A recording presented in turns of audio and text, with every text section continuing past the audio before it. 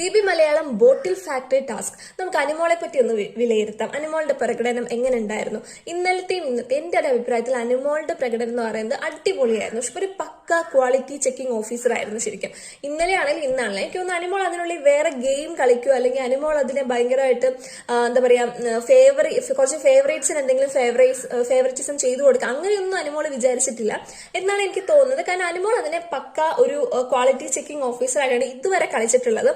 അവര് നോക്കുന്ന രീതിയിൽ ഇന്നലെ ആണെങ്കിലും ശരിയാണ്, ആ ബോട്ടിലൊക്കെ അത്രയും ലൂസ് ആയിട്ട് ഇരിക്കുവാണ്, അത് കമത്തുമ്പോ വെള്ളം പോകുന്നുണ്ട്, ജ്യൂസ് പുറത്തു പോവാണ്.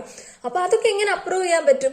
നീറ്റ്നെസ് ഇല്ല, എല്ലാ ലെവല് കറക്റ്റ് നോക്കണമെന്ന് ബിഗ് ബോസ് അത് എടുത്ത് പറഞ്ഞിട്ടുണ്ടായിരുന്നു. സോ ആ ലെവല് വെച്ച് നോക്കുന്നു, ലെവല് കറക്റ്റ് അല്ല, സാമ്പിൾ ബോട്ടിലിന്റെ ലെവലുമായിട്ട് കറക്റ്റ് ഒഴിക്കണം, അതൊക്കെ ശ്രദ്ധിച്ച് ഒഴിക്കണം. ഈ 10 കുപ്പിയും 12 കുപ്പിയും ചെയ്ത് കൊണ്ടുവരാൻ വേണ്ടി ചെയ്ത് കൊണ്ടുവരേണ്ട കാര്യമില്ല. 3 4 എണ്ണം കൊണ്ടുവന്നാലും കറക്റ്റ് ആയിട്ട് കൊണ്ടുവന്ന് കൊടുക്കുക, അതാണ് ചെയ്യേണ്ടത്.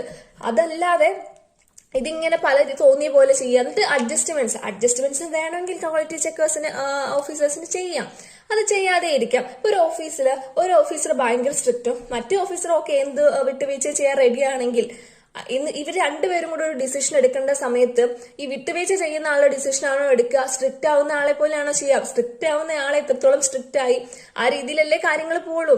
അപ്പൊ ജിഷിനാണെങ്കിലും ഇപ്പൊ ഞാൻ ഒരു 5 ബോട്ടില് കിട്ടിയിട്ട് ഈ 5 ബോട്ടിലും ജിഷിൻ 5 ബോട്ടിലും അപ്രൂവ് ചെയ്യാൻ റെഡി ആയിരിക്കും. അനിമോൾ 2 ബോട്ടിൽ അതിനകത്ത് അപ്രൂവ് ചെയ്യാൻ റെഡി ഉണ്ടാവുള്ളൂ. അപ്പൊ 2 ക്വാളിറ്റി ചെക്കിംഗ് ഓഫീസേഴ്സും സമ്മതിച്ച് അല്ലെ അപ്രൂവ് ചെയ്ത് എത്ര ബോട്ടിൽസ് ഉണ്ട്? 2 ബോട്ടിൽ. അപ്പൊ ആ 2 ബോട്ടിൽ അവർ അപ്രൂവ് ചെയ്ത് വെക്കുക, ബാക്കി ഫുൾ റിജക്ട് ചെയ്യാം.